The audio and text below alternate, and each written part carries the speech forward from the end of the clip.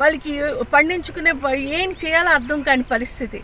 వాళ్ళ పొలాల నుంచి ఈ లారీలు ఈ ట్రాక్టర్లు వెళ్తుంటే మొత్తం అక్కడంతా గుమ్ముల్లా తయారైపోయి ఏమీ చేయలేని పరిస్థితి. అడిగితే భయం, మీకేమైనా చేస్తాము అని బెదిరిస్తున్నారు. ఇది ఈరోజు ఆంధ్ర రాష్ట్రంలో పరిస్థితి ఎలాగుంది, ప్రజాస్వామ్యం ఎలాగుంది. మరి ఈరోజు చూస్తే ఒకసారి చూడండి, ఇసుక ఎక్కడ పడితే అక్కడ గట్టుల్లాగా కట్టేసి, మరి ఇసుక తరలించడం, ఇసుక పైన డబ్బే మా ధ్యేయం అన్నట్టు మరి ఇక్కడ ఈ తెలుగుదేశం నాయకులు, మరి ముఖ్యంగా ఇక్కడ స్థానిక ఎమ్మెల్యే మామిడి గోవిందరావు తాలూకా కనుసన్నాల్లో కంప్లీట్గా జరుగుతుంది. ఇలాంటి అవినీతిని వెంటనే అరికట్టాలి.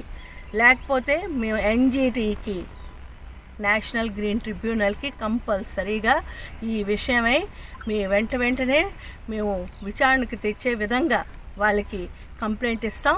మరి ఆ సంస్థ మీకు వచ్చి వెంటనే, మీరు ఎమ్మెల్యే కాదు, మినిస్టర్ కాదు, చీఫ్ మినిస్టర్ అయినా అది మీకు ఇటు ప్రభుత్వ సంస్థ, అది మీకు ఎవరిని క్షమించదు, మీకు తగినటువంటి శిక్ష విధిస్తుంది. మీరు పేద ప్రజల తాలూకా కడుపును కొడుతున్నారు, రైతుల తాలూకా పాపం వాళ్ళ బాధ ఎంత బాధ ఉందంటే ఆ బాధను అర్థం చేసుకోకుండా వాళ్ళు విపరీతంగా బెదిరిస్తున్నారు. మీకు తగినటువంటి శాస్తి జరుగుతుంది అంటే వెంటనే ఇసుక ర్యాంప్ను ఆపాలని మేము వైఎస్ఆర్సీపీ మరి మేము మీకు హెచ్చరిస్తున్నాం.